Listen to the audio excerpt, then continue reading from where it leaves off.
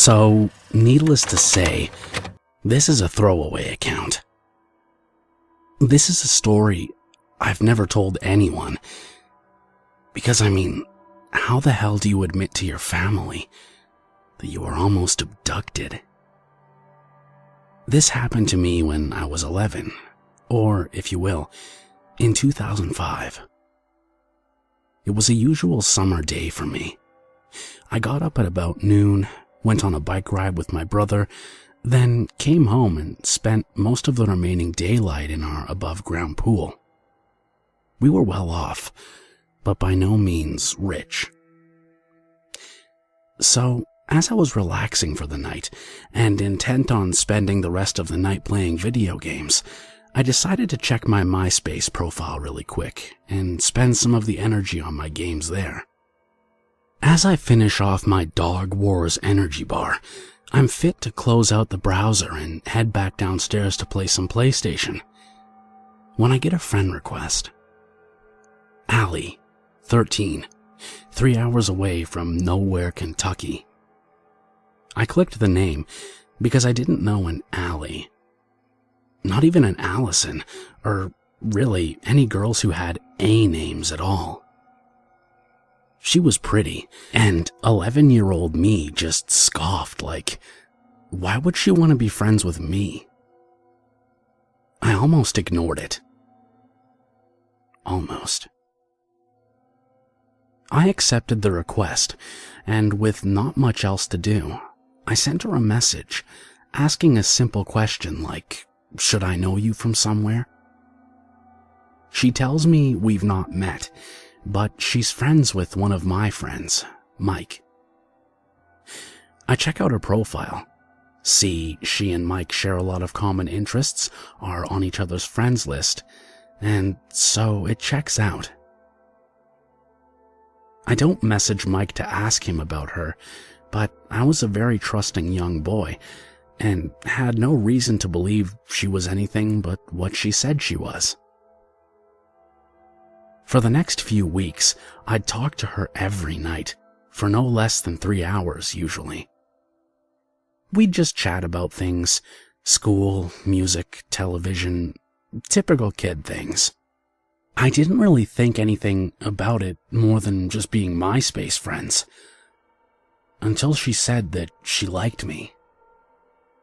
I sort of laughed it off, thinking she just meant like in the way friends like each other. However, she clarified that she meant she'd had feelings for me and wanted to meet in real life. She lived pretty far away from me, so I didn't really see how this would be possible. I knew my parents were not about to take me to some girl I'd met online's house. I wouldn't want them to in the first place. They were decent parents and all, I just never felt I could talk to them about these kinds of things, so I just sort of shrugged it off.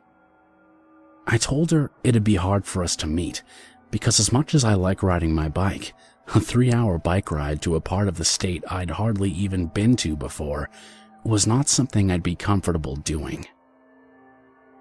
She was very understanding, and said that she at least wanted to talk on the phone instead of just via messages. I agreed, but told her never to call my number and to always let me be the one to call her, because I didn't want my parents picking up and asking questions. She understood, and I called her. The first time I got her dad, and he gave me a gruff, "Who is this?" It was weird because I had the phone with me at the computer and told her I was calling, and she said she had the phone with her as well. However, I didn't think anything of it at all. I told him it was James and that I was looking for Allie. He told me to hold on a second, and there was a rustling sound on the phone, like someone trying to make it sound like they were handing it over to someone. Again, I didn't really think anything of it, and when I heard a high-pitched "hello," I didn't really think anything more of it. We talked for a few minutes, then she said she had to go because her dad was expecting a call as well. I shrugged it off and told her to just message me and we could talk again later. We kept messaging back and forth for a while, and before I knew it, it was almost the end of the summer, and she was not satisfied having not met me in person yet. So she posed an idea. She said there was an end-of-summer event going on at a lake near my house. She said she and her family used to go there sometimes, and that she could probably talk them into going there for the event.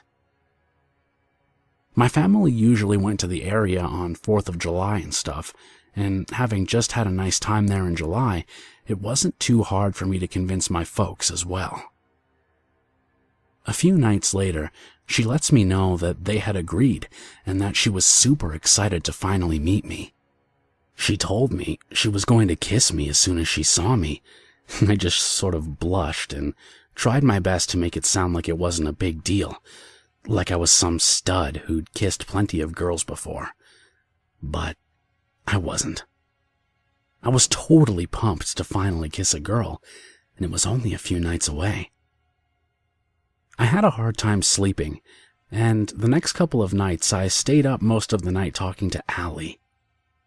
We were both excited and couldn't wait to meet. It was very much a magical experience. The night before, I think I stayed up until 8 a.m. talking to her. So the day had come, and after an early afternoon bike ride and a short swim, our family loaded into the car, and my dad took the truck so that my brother and I could take our bikes to the lake with us. There was plenty of bike trails, and we always enjoyed riding there. I told my brother I wasn't going to be hanging with him the whole night, and would only ride with him a little bit before I went to meet another friend. He wanted to tag along, like little brothers often do, but I quickly convinced him he wouldn't want to hang out with me because the kids were mean, and I was only hanging out with them because I liked one of them. He didn't ask questions after that.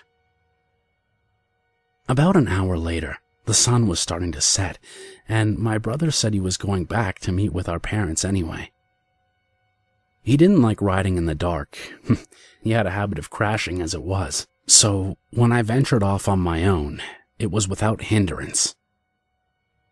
I made my way to the picnic area Allie and I'd agreed to meet at, and I sat on one of the picnic tables, my bike resting against the side. I sat for a long time. So long that I began to get worried, and was ready to leave because the fireworks were about to start and Allie hadn't shown up yet. I stood up and jumped down from the picnic table, and just as I did, a rusty, old white pickup truck pulled up beside the tables.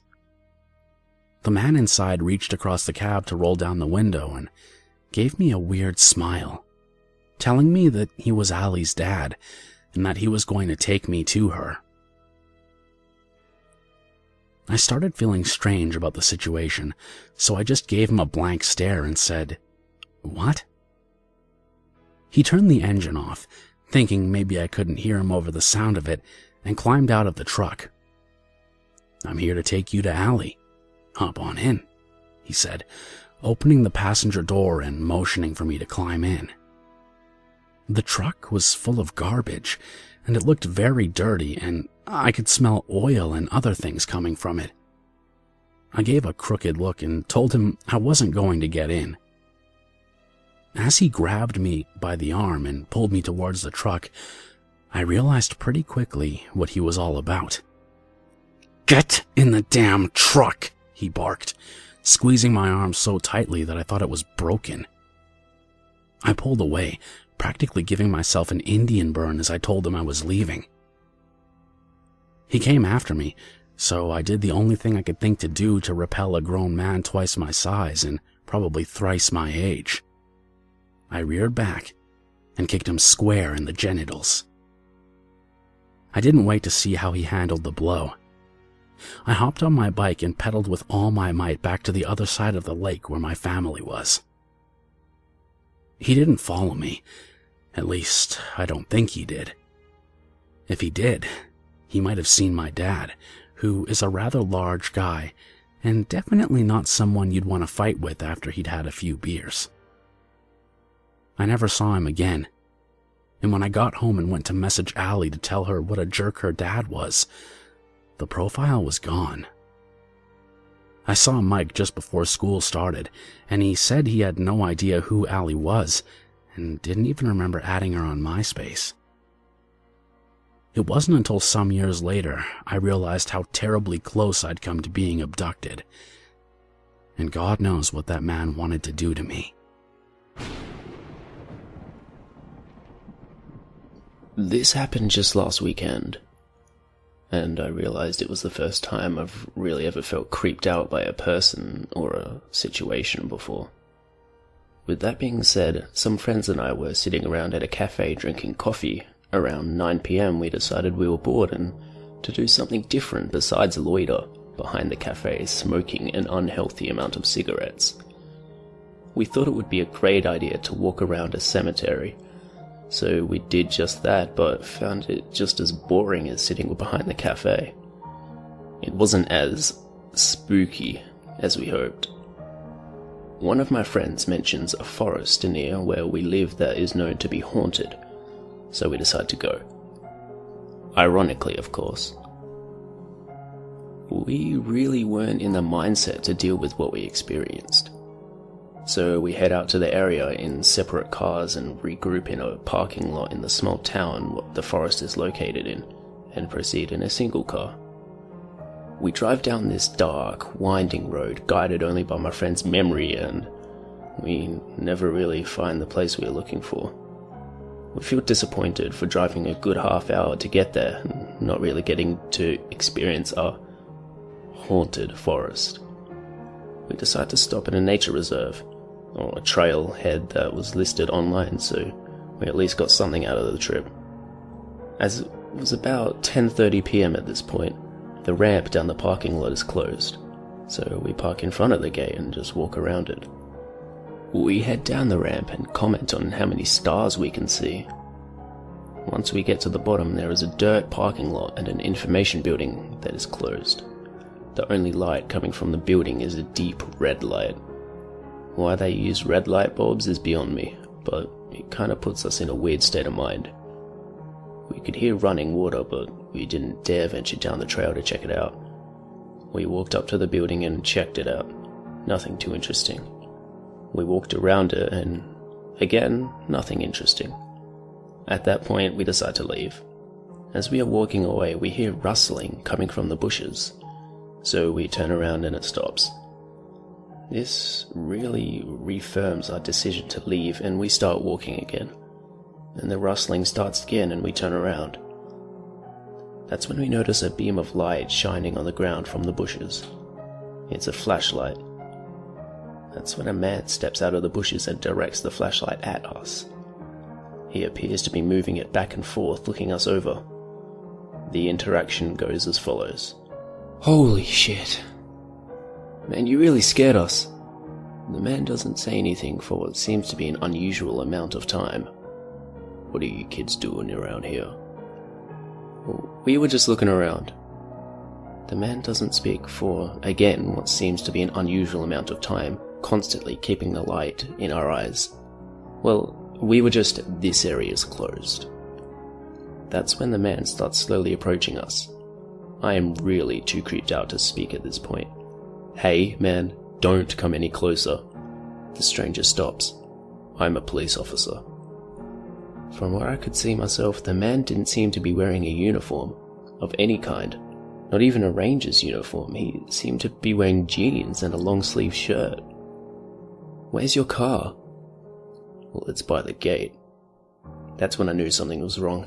There was no car by the gate, let alone a police cruiser. The man also came from the bushes on the opposite side of where the gate was. I mouthed at my friends the word "run," and we did just that. We booked it up the ramp and jumped in the car and locked it. We immediately started the car and reversed and peeled out onto the road. Just after getting back onto the road, we passed an old beat-up car sitting perpendicular to the road. Immediately the car's lights turned on and it pulled out onto the road behind us. It would get really close and then pull away and flash its lights, and it was honking like crazy. We went faster and faster, but it kept up the whole time. Once the small town came into the sight, the car just stopped and completely right in the middle of the road. And we watched as it got smaller and smaller in the rearview mirror. I'm still really unsure what happened. Maybe it was a person trying to scare us. But I'm not sure if I really want to know what he was up to, if that was his intention.